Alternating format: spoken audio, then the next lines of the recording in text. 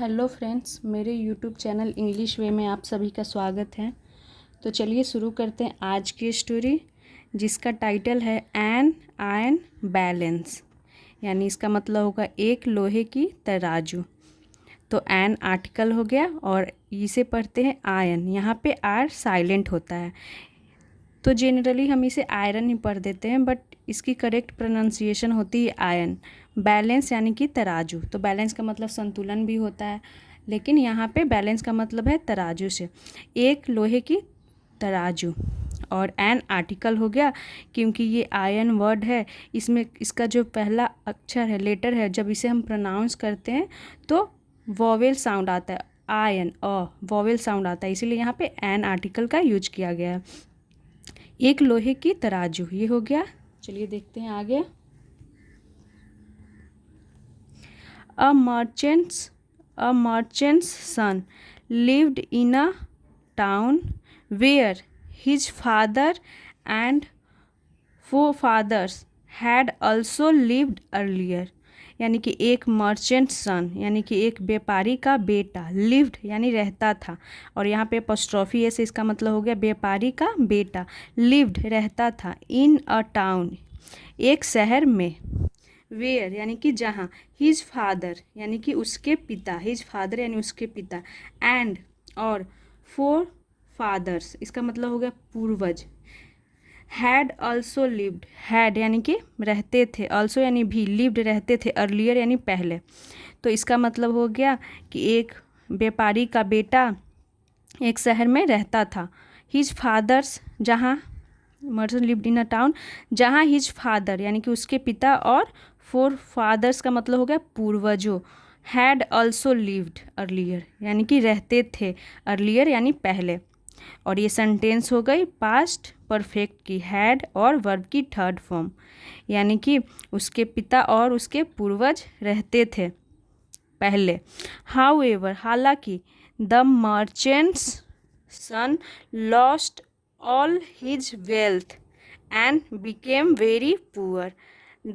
However यानी कि हालांकि, द मर्चेंट्स सन यानी कि जो व्यापारी का बेटा था, लॉस्ट यानी कि खो दिया था, ऑल यानी कि सभी, हिज वेल्थ यानी कि अपने पूरे धन को, एंड बिकेम और हो गया था, बिकम की सेकेंड फॉर्म हो गई बिकेम, वेरी पुअर यानी कि बहुत गरीब हो गया था। उसने अपने सारे धन को गंवा दिया था, खो दिया था, और वो बहुत गरीब हो गया था। Unable to earn anything in his town, unable यानी कि असक्षम था, टू अर्न यानी कि कमाने में, एनीथिंग यानी कुछ भी, इन हिज टाउन यानी कि अपने शहर में, यानी कि उसने सारे पैसे अपने गंवा दिए थे, खो चुके थे, और वो असक्षम था कमाने में, एनीथिंग कुछ भी, इन हिज टाउन अपने शहर में। ही डिसाइडेड उसने तय किया, टू गो यानी कि जाने के लिए, समवेयर यानी कि कहीं, समवेयर एल्स यानी कि कहीं और। तो उसने डिसाइड किया, तय किया, टू गो समवेयर एल्स यानी कि कहीं और जाने के लिए उसने तय किया। And work till he got some money to start his business again. तो उसने क्या तय किया, कहीं और जाने के लिए, वर्क यानी कि काम करने के लिए, till he got some money जब तक कि वह, गॉट यानी कि पाले, सम मनी यानी कि कुछ पैसा कमा ले, तब तक उसने क्या डिसाइड किया, काम करने का कहीं और। टू स्टार्ट यानी कि शुरू करने के लिए, हिज बिजनेस अपना व्यापार शुरू करने के लिए, अगेन यानी कि फिर से। तो उसने तय किया कि वो कहीं और जाएगा और वह वर्क करेगा जब तक कि उसके पास पैसे आ जाए, तब तक वो काम करेगा। यहाँ तक हो गया। चलिए आगे देखते हैं। नाउ द मर्चेंट सन यानी कि व्यापारी का बेटा, had an old ion balance. अब द मर्चेंट्स सन यानी कि व्यापारी के बेटे के पास, हैड यानी था, एन ओल्ड आयन यानी कि एक पुरानी, आयन यानी कि तराजू, और ये हैड, ये सेंटेंस हो गई स्टेट ऑफ पोजेशन की, यानी कि इसमें हम दिखाते हैं कि कुछ हमारे पास है, उसके पास है, हमारे पास दो पेन है, हमारे पास कार है, इस टाइप की सेंटेंस स्टेट ऑफ पोजेशन की कहलाती है। और हैड यहाँ पे पोजेशन को दिखा रहा है कि मर्चेंट्स सन हैड यानी मर्चेंट का जो बेटा था उसके पास क्या था, एक ओल्ड यानी कि एक पुरानी, आयरन बैलेंस यानी कि लोहे की तराजू डैट यानी कि जो, he had inherited from his father and he was very fond of it. He had inherited यानी कि इनहेरिटेड का मतलब हो गया विरासत में मिला हुआ। ही हैड इनहेरिटेड यानी कि उसे विरासत में मिला था। ही हैड इनहेरिटेड विरासत में मिला था। फ्रॉम यानी से, हिज फादर यानी कि अपने पिता से उसे विरासत में मिला था। एंड और he was very fond of it. He यानी कि वह था, वेरी यानी बहुत, फॉन्ड ऑफ तो फॉन्ड ऑफ का मतलब होता है शौकीन, तो किसी भी चीज़ का शौकीन उसके लिए हम फॉन्ड ऑफ का यूज करते हैं। लेकिन यहाँ पे फॉन्ड ऑफ का मतलब हो गया कि ही was very fond of it यानी कि वह उससे बहुत प्यार करता था, उसका उससे लगाव था। किससे? उस लोहे की तराजू से, क्योंकि वो उसे विरासत में मिली हुई थी उसके पिता से। ही वांटेड वह चाहता था, टू कीप यानी कि रखना, इट यानी कि तराजू के लिए यूज किया गया, सेफ, टिल ही रिटर्न यानी कि वह रखना चाहता था, टू कीप यानी कि रखना, इट यानी तराजू को, सेफ यानी कि सुरक्षित, टिल ही रिटर्न यानी कि जब तक कि वह लौटे, यानी कि जब तक कि वह लौटे ना तब तक वह उस तराजू को सेफ रखना चाहता था, सुरक्षित रखना चाहता था। सो इसीलिए he went to a friendly merchant. He went वह गया, to a friendly merchant, who यानी कि जो, वाज हिज नेबर यानी कि जो उसका क्या था, हिज नेबर यानी कि पड़ोसी था।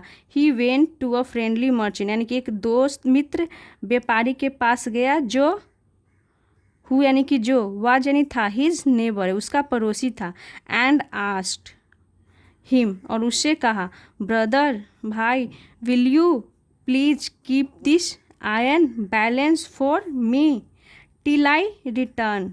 विल यू प्लीज इसका मतलब हो गया कि क्या तुम कृपया, कीप यानी कि रखना, क्या तुम रखोगे, दिस आयन इस तराजू को, इस आयन बैलेंस यानी कि इस लोहे की तराजू को, और ये इंट्रोगेटिव की सेंटेंस है, उसमें प्रश्न पूछ रहा है कि क्या तुम रखोगे इस आयन बैलेंस को, फॉर मी मेरे लिए, टिल आई रिटर्न यानी कि जब तक आई रिटर्न जब तक कि मैं लौटूँ, यानी उसका मतलब हो गया कहने का कि मैं जब तक यहाँ लौटूँ वहाँ से तब तक तुम इस तराजू को अपने पास रखोगे, ऐसा उसने कहा अपने मित्र, जो उसका मर्चेंट जो मित्र था पड़ोसी, उससे।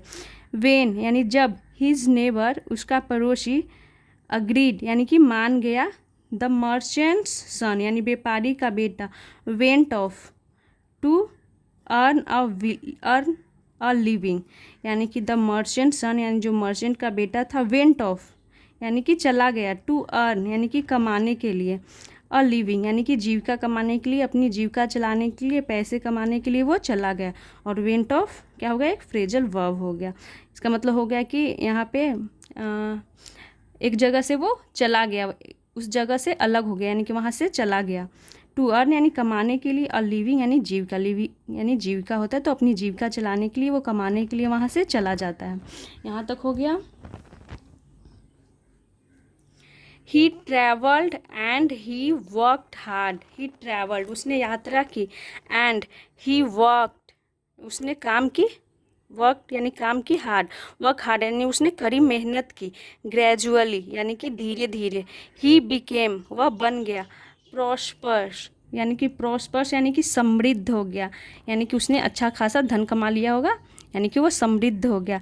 देन तब, ही रिटर्न वह लौटा, टू हिज टाउन अपने शहर, टू स्टार्ट यानी शुरू करने के लिए, हिज बिजनेस अपना बिजनेस यानी अपना व्यापार शुरू करने के लिए वो अपना टाउन लौटा, शहर लौटा। वंस मोर एक बार और यानी कि वो फिर से वो वापस लौटता है अपना टाउन, अपना बिजनेस स्टार्ट करने के लिए।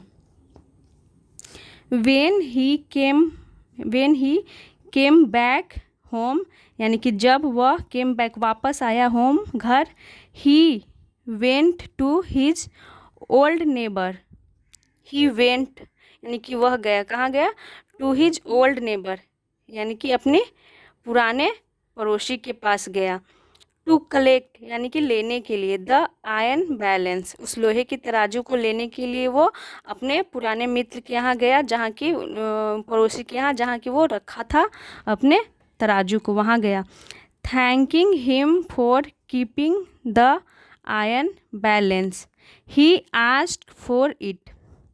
थैंकिंग हिम यानी कि उसे धन्यवाद करते हुए, फॉर कीपिंग यानी कि रखने के लिए, द आयरन बैलेंस यानी लोहे की तराजू को रखने के लिए धन्यवाद करते हुए, ही आस्क्ड उसने कहा, फॉर इट, और ही किसके लिए प्रोनाउन यूज किया गया है, तो उसके लिए, वो जो मर्चेंट का बेटा था जिसने तराजू दिया था रखने के लिए, ही आस्क्ड फॉर इट, तो उसने धन्यवाद करते हुए, किस लिए धन्यवाद किया, इसलिए क्योंकि उसने रखा था उसके तराजू को, तो उसने धन्यवाद करते हुए उसने पूछा।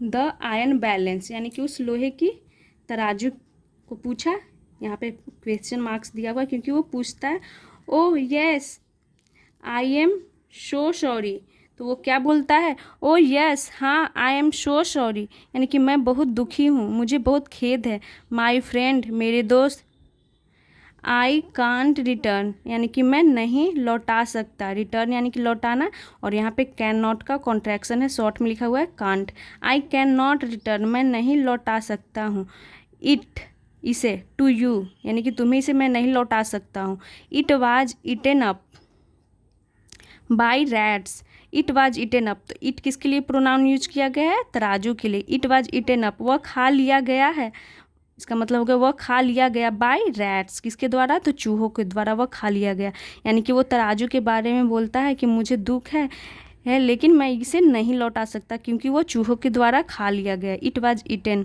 और ये सेंटेंस हो गई इट वाज इटेन, ये सेंटेंस हो गई पैसिव की, पास्ट इंडिफिनिट की पैसिव हो गई है, it was eaten up by rats या चूहों के द्वारा खा लिया गया। Said the crafty never, said यानी कि कहा, द क्राफ्टी नेवर, क्राफ्टी का मतलब हो गया कि चतुर पड़ोसी ने, चतुर पड़ोसी ने, चालाक चतुर पड़ोसी ने ऐसा कहा, क्राफ्टी का मतलब हो गया चतुर चालाक। द मर्चेंट्स सन यानी जो मर्चेंट का सन था, बेटा था, realised that the neighbour was lying to him, तो यानी इसका मतलब हो गया कि जो मर्चेंट का बेटा था, रियलाइज्ड यानी कि वो समझ गया कि द नेबर यानी कि पड़ोसी वाज लाइंग टू हिम यानी कि पड़ोसी झूठ बोल रहा था, लाइंग यानी झूठ बोल रहा था, टू हिम यानी कि उससे, तो ये सेंटेंस हो गई पास्ट कंटिन्यूअस की, तो वो समझ गया कि वो उसका पड़ोसी जो था वो झूठ बोल रहा था, सो इसीलिए ही डिसाइडेड उसने तय किया, to play a trick on him, तो उसने क्या तय किया, प्ले अ ट्रिक यानी कि एक चाल चलने की, ऑन हिम यानी उसके साथ, smiling at the neighbour, smiling यानी कि हंसते हुए, एट द नेबर अपनी पड़ोसी की ओर हंसते हुए, वो क्या सोचा, तय किया उसने कि मैं भी अब इसके साथ एक ट्रिक खेलता हूँ। ही सेड उसने कहा, आई अंडरस्टैंड यानी कि मैं समझता हूँ, नेवर माइंड यानी कि कोई बात नहीं, आई एम गोइंग मैं जा रहा हूँ, to bathe in the river मैं जा रहा हूँ, टू बेथ यानी नहाने के लिए, इन द रिवर यानी कि नदी में, और यहाँ पे बेथ का यूज किया गया है और कहीं कहीं बाथ लिखा हुआ रहता है, तो बेथ ये यहाँ पे वर्ब के रूप में यूज किया गया, ये वर्ब हो गया, और बाथ नाउन होता है, तो जब कभी हम जैसे कि हम बोलते हैं ना कि वह नहाती है, वह नहाती है, जब हम बोलते हैं तो क्या बोलते हैं, सी टेक्स अ बाथ, तो यहाँ पे बात एक नाउन है इसीलिए टेक वर्ब का यूज करना पड़ता है, और लेकिन जब ये बेथ यूज करते हैं तो ये इसे हम वर्ब के रूप में यूज कर सकते हैं क्योंकि ये वर्ब है, तो I am going to bathe in the river मैं जा रहा हूँ, टू बेथ यानी कि नहाने के लिए, इन द रिवर यानी कि नदी में, और बेथ और बाथ दोनों का मतलब नहाना ही होता है, लेकिन बाथ नाउन हो गया और ये वर्ब हो गया। Would you let your son join me, would you let क्या तुम, लेट योर सन यानी कि क्या तुम अपने बेटे को जाने दोगे, जॉइन मी यानी कि मेरे साथ, उसका कहने का मतलब हुआ कि मैं नहाने जा रहा हूँ, क्या तुम अपने बेटे को भेजोगे मेरे साथ।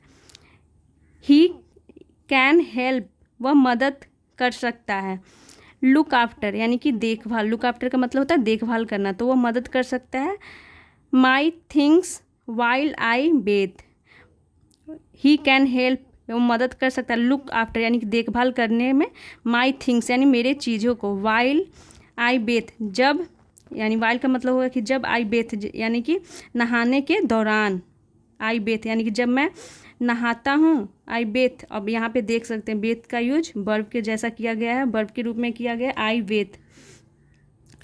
वाइल आई बेथ यानी कि जब मैं नहाऊंगा, नहाने के दौरान। द नेबर यानी कि पड़ोसी थॉट, पड़ोसी ने सोचा। He had successfully befooled the merchant, तो उसने क्या सोचा कि ही हैड सक्सेसफुली, सक्सेसफुली का मतलब क्या, सफलतापूर्वक। तो उसने सोचा ही हैड सक्सेसफुली बीफूल्ड यानी कि उसने सफलतापूर्वक मूर्ख बना दिया था द मर्चेंट यानी उस व्यापारी को। शो इसीलिए he gladly agreed to send his son, इसीलिए ही ग्लैडली, तो ग्लैडली का मतलब यहाँ हो गया खुशी खुशी, ही ग्लैडली यानी कि वह खुशी खुशी, अग्रीड मान गया, टू सेंड यानी भेजने के लिए, हिज सन अपने बेटे को। तो वो मान गया कि चलो मैंने अब इसे मूर्ख बना दिया, अच्छे तरीके से इसे मूर्ख बना दिया, तो मैं अपने बेटे को भेज देता हूँ, इसलिए वो मान गया। यहाँ पे देख सकते हैं, यहाँ पे ये है मर्चेंट का बेटा, और ये जो उसे देता है छोटा बच्चे को कि मुझे अपने बच्चे को दे दो मेरे साथ जाने के लिए, तो वो है, और ये मर्चेंट है जिसके साथ ट्रिक किया था वो है। तो देखिए आगे क्या होता है। The merchant went along to the river with the neighbour's son, the merchant went along यानी कि जो व्यापारी था, वेंट अलॉन्ग यानी साथ में गया, टू द रिवर यानी कि रिवर की ओर गया, और टू प्रीपोजिशन हो गया जो कि वो दिखा रहा है, दिशा को दिखा रहा है कि वो नदी की ओर गया। The merchant went along to the river यानी कि नदी की ओर गया, विथ द नेबर्स सन, तो किसके साथ गया, तो पड़ोसी के, नेबर्स सन यानी पड़ोसी के बेटे के साथ गया। The boy guarded his clothes while he bathed यानी कि द बॉय गार्डेड यानी बॉय ने क्या की, रखवाली की, हिज क्लॉथ्स उसके कपड़ों को, वाइल ही बेथेड यानी कि उस दौरान जब, ही बेथेड यानी कि वह नहाता है उस दौरान, वो जो लड़का है उसका कपड़ों की रखवाली करता है। वेन यानी कि जब, ही केम आउट यानी कि जब, ही केम आउट वह बाहर आया। He grabbed the boy and shut him up in a cave near the river, when he came out जब वह बाहर आया, ही ग्रैब उसने पकड़ लिया, ग्रैब मतलब पकड़ना होता है, ग्रैब्ड यानी कि पकड़ लिया, पास्ट हो गई, द बॉय उस लड़के को, एंड शट हिम अप यानी कि इसका मतलब हो गया शट हिम अप यानी कि उसे, शट हिम अप का मतलब उसे बंद कर दिया, इन अ केव एक केव में यानी कि एक गुफा में, नियर द रिवर यानी कि नदी के नज़दीक, नदी के पास एक गुफा में उसे बंद कर देता है। जब वो नहा के आता है तो उसे क्या करता है, अपने नेबर के बच्चे को उसे पकड़ के एक गुफा में बंद कर देता है।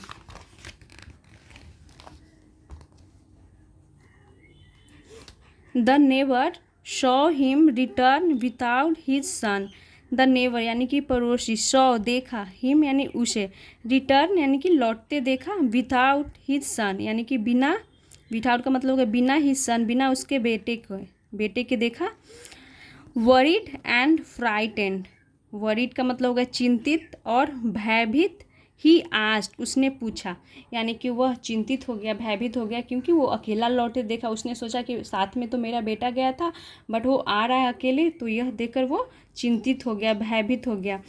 वेयर माई सन, तो यहाँ पे वेयर इज का कॉन्ट्रैक्शन है, ये इसका मतलब होगा वेयर इज माई सन मेरा बेटा, वेयर माई सन मेरा बेटा, वेयर इज माई सन यानी मेरा बेटा कहाँ है, ब्रदर भाई, वह क्वेश्चन करता है, प्रश्न पूछता है कि मेरा बेटा कहाँ है भाई।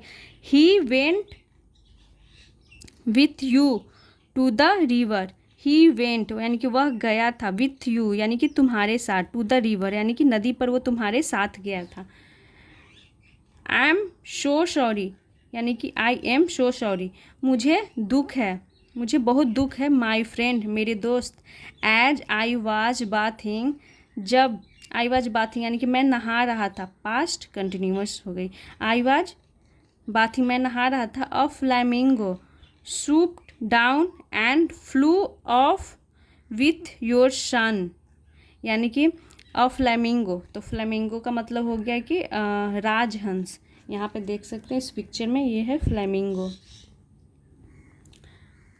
अ फ्लैमिंगो सूप्ड डाउन यानी कि नीचे उतरा, and flew off with your sun, flew off यानी कि उड़ गया, और ये भी फ्रेजल वर्ब हो गया। फ्लू ऑफ यानी उड़ गया, विथ योर सन यानी कि तुम्हारे बेटे के साथ, तुम्हारे बेटे को लेकर के वो उड़ गया।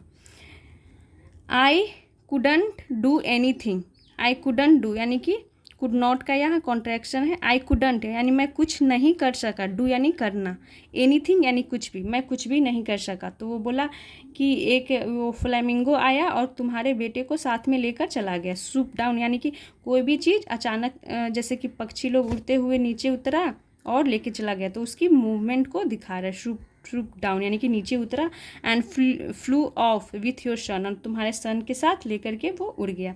आई कुडंट डू एनीथिंग, मैं कुछ भी नहीं कर सका। लायर इसका मतलब हो गया झूठा। स्क्रीम्ड द नेबर यानी कि नेबर ने स्क्रीम्ड यानी कि चिल्लाया, उसने बोला कि झूठा, और उसने उसका जो नेबर यानी कि पड़ोसी था। अ फ्लैमिंगो एक राजहंस, फ्लू ऑफ विथ माई सन, एक फ्लैमिंगो फ्लू ऑफ उड़ गया, विथ माई सन यानी मेरे बेटे के साथ। It's not possible, it is not possible, यहाँ पे इट इज़ हो गया, इसका मतलब इट्स नॉट पॉसिबल, यह संभव नहीं है। ऑफ कोर्स बेशक, बिल्कुल, इसका मतलब होगा बेशक बिल्कुल। इट इज़ यह है, यानी कि बेशक बिल्कुल यह सच है, इसका कहने का मतलब हुआ। इफ़ रैट्स कैन ईट, यदि चूहे कैन ईट खा सकते हैं, एन आयन एक लोहे की तराजू, बैलेंस यानी तराजू। वाई कांट, कैन नॉट का यहाँ पे शॉर्ट हो गया, वाई कांट यानी कि क्यों नहीं। अ फ्लैमिंगो एक फ्लैमिंगो यानी कि एक राजहंस, fly away without your son, with your son, तो वाई कांट अ फ्लेमिंगो यानी कि क्यों नहीं एक फ्लेमिंगो फ्लाई अवे यानी कि उड़ सकता है, विथ योर सन यानी कि तुम्हारे बेटे के साथ क्यों नहीं उड़ सकता है, बेटे को लेकर क्यों नहीं जा सकता है। जब चूहा तराजू को खा सकता है, लोहे के तराजू को खा सकता है, तो फ्लेमिंगो तुम्हारे बेटे को लेकर के क्यों नहीं जा सकता है, उसका ये कहने का मतलब हुआ। यानी कि वो उसी के जैसा जवाब देना चाहता था, जैसे उसके साथ किया गया तो वो भी उसी के साथ वैसा सबक सिखाने के लिए उसने सोचा, तो वो उसी के तरीके से उसे सबक सिखाता है। द टू मेन यानी कि दो आदमी, तो यहाँ पे मैन की प्लूरल हो गई मेन, जब एक आदमी की बात होती है तो ए मैन मैन होता है। The two men went to the king to shot out, यानी कि जो दो आदमी थे, वेंट टू यानी कि गए, द किंग यानी राजा के पास, टू शॉट आउट यानी कि शॉर्ट आउट करने के लिए, सुलझाने के लिए, और शॉर्ट आउट भी फ्रेजल वर्ब हो गया। तो वो कहाँ गए, राजा के पास गए, टू शॉर्ट आउट यानी कि सुलझाने के लिए द क्वारल। क्वारल यानी कि देयर क्वारल यानी उनके झगड़ों को सुलझाने के लिए वो दोनों राजा के पास गए। बोथ ऑफ देम यानी कि वो दोनों टोल्ड देयर स्टोरीज यानी कि उन दोनों ने सुनाए, टेल की सेकेंड फॉर्म टोल्ड हो गई, देयर स्टोरीज यानी कि अपनी कहानियाँ, यानी उन दोनों ने अपनी कहानियाँ सुनाई। द किंग यानी राजा, रियलाइज्ड द ट्रूथ सुन यानी राजा को रियलाइज्ड हो गया, पता चला, द ट्रूथ यानी सच्चाई को, सुन यानी जल्द, एंड ऑर्डर्ड और उन्होंने आदेश दिया, द नेबर यानी पड़ोसी को, टू रिटर्न यानी लौटाने के लिए, द आयरन बैलेंस लोहे की उस तराजू को लौटाने के लिए।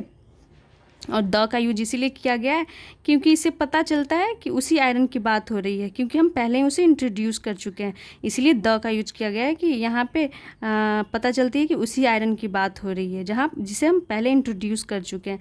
द आयरन बैलेंस यानी उस लोहे की तराजू को लौटाने के लिए कहा पड़ोसी को। द मर्चेंट इमीडिएटली यानी कि वह व्यापारी, इमीडिएटली यानी तुरंत, गिव द चाइल्ड बैक यानी वो व्यापारी तुरंत, इमीडिएटली का मतलब है तुरंत, गिव यानी कि दिया, द चाइल्ड उसके बच्चे को, बैक वापस, टू हिज फादर यानी कि उसके पिता को, यानी कि उसने बच्चे को तुरंत दे दिया जब राजा ने बोला कि उसके तराजू वापस दे दो, तो उसने भी अपना जो बच्चा का छिपा के रखा था उसे दे दिया अपने पिता को। बोथ द मैन यानी कि वो दोनों जो आदमी थे, फॉरगिव ईच अदर। फॉरगिव की सेकेंड फॉर्म हो गई फॉरगिव, यानी कि माफ़ कर दिया ईच अदर एक दूसरे को। And lived in the town peacefully there after. And lived यानी कि वो रहने लगे इन द टाउन शहर में, पीसफुली यानी कि शांति से, देयर आफ्टर यानी उसके बाद। तो उसके बाद वो दोनों ने एक दूसरे को माफ़ कर दिए और वो शहर में पीसफुली वो रहने लगे। तो यानी कि वो तराजू दे दिया होगा, इसीलिए उसका बेटा भी उसे मिल गया। तो ये थी आज की स्टोरी। आई होप आप लोगों को अच्छा लगा हो। तो एक स्टोरी के ज़रिए आप बहुत कुछ सीख सकते हैं। एक स्टोरी में पास्ट इंडेफिनिट की सेंटेंसेस तो आपको बहुत मिलेंगे, और छोटे छोटे फ्रेजल वर्ब होते हैं, जैसे कि एक वर्ब होगा, उसके साथ में या तो प्रीपोजिशन होगा या फिर एडवर्ब होता है। तो बहुत सारे छोटे छोटे क्या बोलते हैं फ्रेजल वर्ब आपको मिलेंगे, नए नए वर्ड मिलेंगे। तो एक स्टोरी के ज़रिए आप बहुत कुछ सीख सकते हैं। तो अगर आपको मेरी वीडियो अच्छी लगी हो तो प्लीज़ लाइक करें, और ऐसे ही और वीडियोस देखने के लिए मेरे चैनल को सब्सक्राइब करें। Thanks for watching.